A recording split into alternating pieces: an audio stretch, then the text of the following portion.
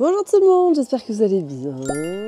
Je vous retrouve en ce jour très spécial. Déjà, il y a quelqu'un qui a décidé de faire de la tronçonneuse là à 8h30. C'est abusé. Il est 8h30. Et oui! Joyeux anniversaire! Merci beaucoup! Truc de dingue, 8h48, j'étais pas encore née. J'adore les gens qui disent ça. Genre ma mère, il y a une époque où elle voulait pas me souhaiter mon anniversaire tant que j'étais pas née. Heureusement, je peux aller à 22h quoi, sinon toute la journée. Je suis né à 22h. Ah ouais? Ouais, genre 21h. Ah bah tu vois, faut pas appliquer cette règle. Un jour est un jour. C'est birthday, c'est pas birth hour en fait. Ma soeur m'a fait un matcha et là elle est partie m'acheter de quoi faire un brunch. J'ai vraiment trop de la chance. Tu vas à pied là? Et je suis trop contente parce qu'il y a mon cousin, sa compagne, tout ça. Et en fait, je suis rentrée de Suisse pour pouvoir être auprès de ma maman, tout ça, pour mon anniversaire. Écoutez, c'est le dernier jour de beau, je crois qu'à partir de demain il pleut, donc je suis trop contente. Vraiment, il y a des gens qui détestent leur anniversaire. Je vais vous parler là parce qu'il y a vraiment de la tronçonneuse. Il y a des gens qui détestent leur anniversaire dans le sens, genre Samuel par exemple, il s'en fout, genre il a pas du tout envie d'être célébré. Moi, j'adore le jour de mon anniversaire parce qu'en fait, c'est un prétexte pour que tout le monde fasse un effort, genre soit heureux.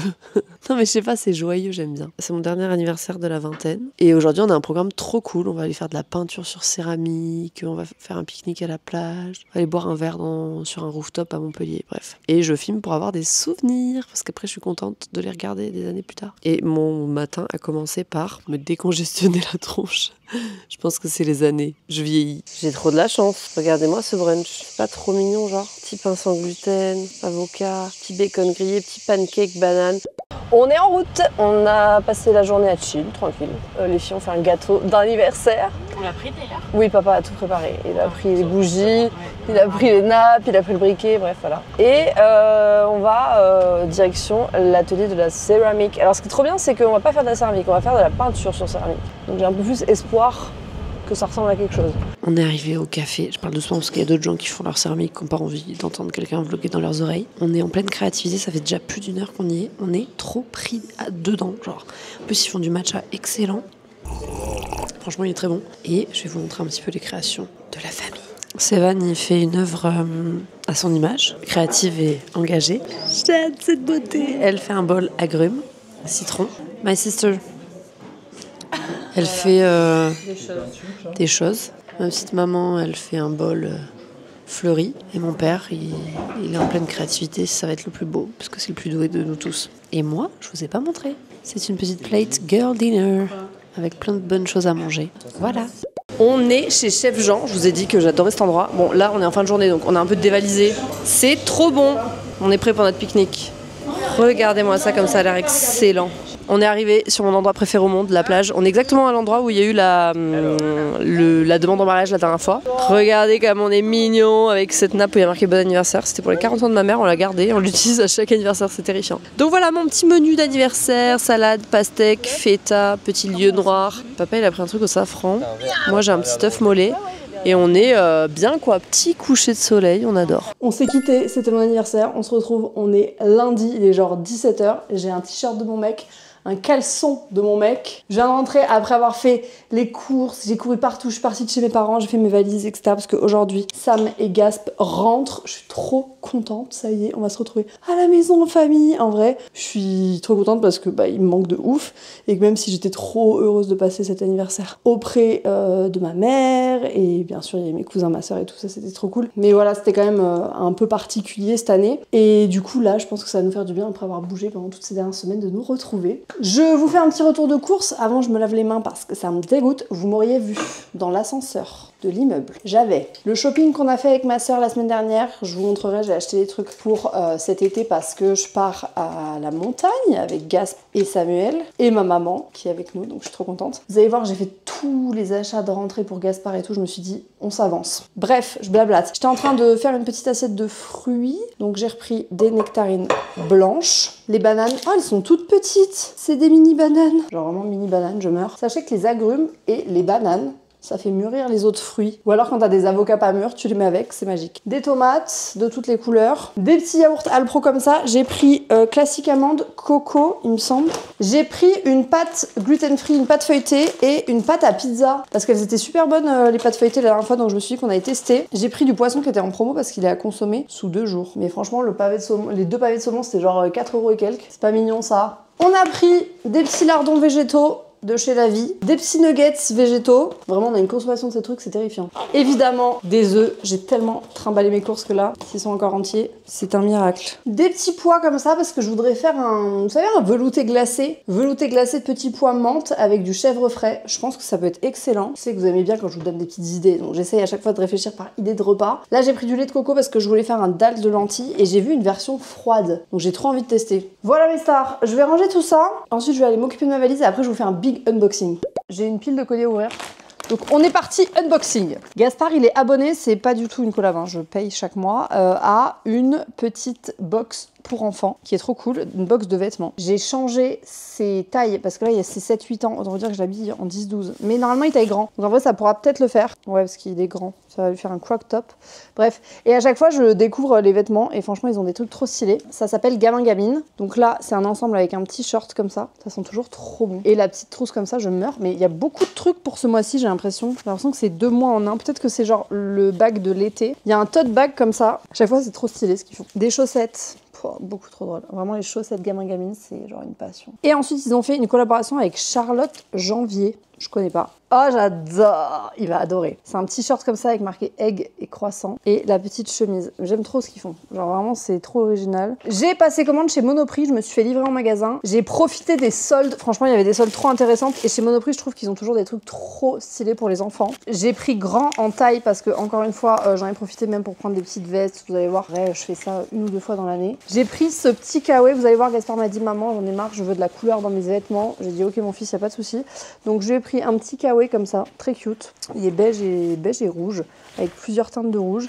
Des petites poches à l'avant. Ensuite, j'ai pris ce petit sweat un peu genre éponge. Tu vois, couleur bleu lavande, petit col, voilà. Trop cute, vraiment j'adore aussi. Pareil au Ecotex. Souvent, franchement, Monoprix, les matières sont bien, je trouve que ça dure bien dans le temps et tout. Toujours en solde, cette petite veste comme ça, qui pour le coup est beaucoup plus chaude. Pareil, j'ai pris du 12 ans, parce que là, je me suis dit qu'il la mettrait plutôt cet automne-hiver. C'est une veste qui est assez stylée parce qu'en fait, les manches sont zippées, donc tu peux faire une petite doudoune sans manches. Elle est dans des tons comme ça, moutarde, un peu sauge sur le col et beige. Et enfin, toujours en coton au Ecotex, j'ai pris ce petit pull rayé rouge et blanc, trop cute. Pareil, c'est du 12, mais franchement, quand je le vois, je me dis que ça va aller. Ça lui fera un peu oversize, il aime bien quand il est très confort, Gaspard. J'ai commencé à passer commande pour tout ce qui est fourniture scolaire. On a reçu toute la liste de la nouvelle école, etc. Du coup, on en a profité parce que franchement, j'ai pas du tout envie de me taper ça 2 jours avant la rentrée. Ça, c'est aussi une commande pour Gasp que j'ai pris sur Studio Bohème.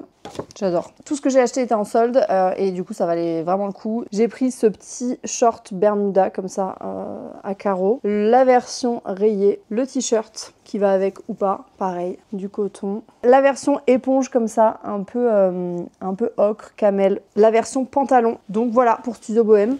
Avec ça, il va être rhabillé. Ok, on continue. Je crois que celui-là c'est un colis pour moi. Je vais vous expliquer ce que c'est. Vous allez me prendre pour une folle. J'ai fait une obsession sur un truc que j'ai goûté à la gare. C'est pas fait pour être vendu comme ça, tu l'achètes plutôt en magasin. Du coup, j'ai dû acheter genre des paquets. C'est une marque qui s'appelle Anka. Donc encore une fois, c'est pas une collab, hein. J'ai acheté mes trucs. Trop bon. Moi, j'avais goûté ceux-là. Cookie moelleux, beurre de cacahuète, millet, chia. Excellent, je suis trop contente. J'avais oublié carrément. Je pense que je viens d'ouvrir mon cadeau d'anniversaire sans faire exprès. Parce que j'ai rien commandé de chez Skims. C'est Samuel qui m'a offert mon pyjama préféré, mais je meurs. Vous savez qu'il m'a offert le même en noir l'année dernière. Il faut savoir qu'il déteste faire des cadeaux. Du coup, quand il a trouvé un truc, il table là-dessus. Il est trop mignon en vrai. De toute façon, c'est mes pyjamas préférés. Ça ne peut que me faire plaisir. Mais du coup, j'ai ouvert mon cadeau. Et on se retrouve. On est mercredi. Mercredi matin. Il est 7h, 8h01. Je vais me faire mon petit matcha. Qui dit mercredi dit traitement pour maman. J'ai récupéré mon matcha bien vert. On va se faire une bonne tasse pour se donner de l'énergie parce que j'ai dormi 4h50. Voilà, j'ai plongé dans mon livre, je l'ai terminé. J'ai lu le livre de Poupette. Peut-être que certains d'entre vous connaissent Poupette ou pas. Ça va peut-être vous étonner que je lise le livre de Poupette, mais en fait, comme le livre de Nabila à l'époque, je trouve que c'est hyper intéressant d'avoir un regard peut-être plus posé et tout sur l'envers de pas mal de milieux, que ce soit le milieu de la télé, le milieu du show business, le milieu des réseaux, etc. Et moi, je me garde bien de faire des jugements un peu hâtifs comme ça sur les personnes qui sont très exposées très vite et qui ont eu beaucoup de carences dans leur vie. qui du coup sont amenés à combler un peu tout ça via les réseaux, etc. Parce que je pense que ça peut vraiment te détruire, te faire du mal et t'amener vraiment dans des milieux un peu sales et compliqués. Et je sais que c'est facile d'avoir genre un jugement très tranché sur ce type d'histoire, mais je pense que c'est beaucoup plus complexe que ça n'y paraît. Et en fait, je suis assez convaincue que dans la vie, on peut faire des mauvais choix sans être une mauvaise personne. Et c'est un peu la sensation que j'ai avec Kenza, genre my husband. Bien le bonjour. Voilà, donc j'ai terminé ce livre hier et du coup je me suis couchée à 2h du mat. Allez, santé. Je vous retrouve des jours plus tard, je vous ai lâché, je partais à l'hôpital avec maman et je me suis dit que pour le dernier vlog de la saison avant la rentrée, on pouvait se faire un petit moment un peu chit-chat, un peu entre nous. Je vous ai demandé si vous aviez envie qu'on papote de sujets en particulier, si vous aviez des questions ou quoi que ce soit sur Insta. Et j'ai vu que ça vous avait beaucoup inspiré. Déménagement à l'étranger, dispute de couple, nouvelle école, enfin bref, il y a vraiment plein de thématiques différentes. Évidemment, je me suis fait mon meilleur matcha et je vais en profiter pour prendre mes petits compléments alimentaires parce que c'est le matin et que je les ai pas pris. Mon oméga 3, et selon ma dernière prise de sang, je suis en carence de B9. J'en profite pour vous refaire un petit mot sur Sunday Natural. Si jamais vous ne connaissez pas, c'est une de mes marques de compléments alimentaires préférées. J'adore leurs produits, j'étais cliente bien avant de travailler avec eux. Et je sais qu'avant la rentrée, souvent on a envie de se faire un petit coup de boost, commencer à préparer l'hiver, etc. Notamment mes petites girls qui sont en carence de vitamine D. On est beaucoup. Ils ont des super actifs, tout est hyper bien expliqué sur leur site. J'adore ce qu'ils font, j'ai converti genre la moitié de ma famille, mes copines, tout le monde. Et si jamais vous voulez en profiter, j'ai toujours un code promo de 10% sur l'intégralité du site, donc je vous mets ça ici et en barre d'infos. Et maintenant, on peut répondre à vos petites questions. Ok, on commence dans le dur. As-tu eu des phases de remise en question et des phases très dures avec Samuel pour votre couple? Ça va faire bientôt 14 ans qu'on est ensemble avec Samuel. Bientôt, ça fera plus de temps qu'on est ensemble que séparés, enfin que célibataires. C'est assez fou quand on y pense. Bien sûr, on a eu des phases hyper difficiles pour notre couple. Je me souviens d'une phase où il était en première année de médecine. On habitait pourtant à genre 200 mètres l'un de l'autre, mais c'était tellement compliqué ce rythme où à la fois on gagnait en liberté parce qu'on était jeunes et qu'on était enfin partis de chez nos parents. On avait ce goût-là de genre liberté, indépendance, et en même temps, on pouvait pas se voir, ou quand on se voyait, on n'était pas du tout dans les mêmes réalités de vie. Comme n'importe quelle étape dans votre vie, quand vous n'êtes pas en phase sur les mêmes objectifs, sur la même vision, sur les mêmes préoccupations, c'est difficile de s'accorder. Mais écoutez, on est passé au-dessus. On a des non négociables maintenant dans notre couple, et je pense que ça nous permet de garder toujours le cap et toujours cette idée que peu importe ce qu'il arrive, on est sur le fond très en accord, et donc on trouvera des solutions pour surmonter ce qui arrive à nous. Est-ce que tu t'es déjà posé la question de redevenir salarié? Et la réponse est oui. Oui, je me suis déjà imaginé être salariée à nouveau. Quand j'étais au plus bas, notamment quand j'ai vécu ma période très très difficile au niveau de ma santé mentale, parce que quand vous êtes au fond du trou, évidemment il n'y a aucun métier qui est plus adapté que d'autres, mais j'avoue qu'être confrontée à mon image et devoir être créative et inventive et garder cette espèce de vitrine un peu que je m'imposais à tort, c'était vraiment pas du tout adapté à mon état mental. Et des fois je me disais peut-être que ce serait plus simple simplement de se lever, d'aller travailler pour quelqu'un d'autre, de rentrer le soir et genre quand tu fermes ton ordinateur, tu fermes ton téléphone, tu travailles plus, genre t'as quitté ton espace de travail. Mais en réalité, maintenant, je changerai pour rien au monde. Est-ce que vous aimez la vie citadine? Êtes-vous apaisé par plein de choses facilitantes? Alors franchement, j'ai l'impression qu'on n'a pas encore exploré toutes les possibilités de la vie citadine, dans le sens où Gaspard était encore à son ancienne école, on n'avait pas vraiment la facilité des trajets, etc. Mais là, depuis qu'on est en vacances et depuis qu'on n'a plus tous ces trajets à faire, de pouvoir ne pas prendre la voiture pour tout et n'importe quoi, pouvoir aller faire des courses, avoir tout plus accessible en fait, ça c'est quelque chose qui est vraiment très chouette. Je pense qu'on est vraiment à une période de notre vie où c'était nécessaire, mais je pense qu'on va vraiment voir les bénéfices de cette proximité à partir de la rentrée où on va pouvoir amener Gaspard à l'école à vélo. Sam est à 6 minutes de l'hôpital où il va passer